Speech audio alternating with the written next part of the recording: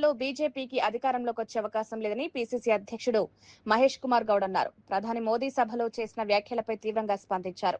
కేంద్రం అన్ని రాష్ట్రాలకు సమాన నిధులు ఇవ్వాల్సిన బాధ్యత ఉందన్నారు. తెలంగాణ పరిస్థితులను ప్రధాని పూర్తిగా అర్థం చేసుకోలేదని విమర్శించారు. కేంద్ర ప్రభుత్వం తెలంగాణపై వివక్ష చూపుతోందని మంత్రి పొన్నం కూడా ఆరోపించారని గుర్తు చేశారు. కులగణన సర్వేలో బీసీలకు సరైన ప్రాధాన్యం ఇవ్వలేదని కాంగ్రెస్ నేతలు ఆందోళన వ్యక్తం చేస్తున్నారన్నారు. తెలంగాణ ప్రజలు బీజేపీని నమ్మే పరిస్థితి లేదని మహేష్ కుమార్ గౌడ్ పేర్కొన్నారు. ర్యాలీ చూస్తే వారి యొక్క కార్యక్రమాన్ని కొనసాగిస్తా ఉన్నాడు. సమస్యల్ని పరిష్కరించేటువంటి ప్రయత్నం చేయకుండా మరి వారు బంగారం కొనొద్దను ఇతరత్ర చెప్తున్నాడంటే దాన్ని బట్టి వారి పరిపాలన దక్షత అర్థమైపోతా ఉంది.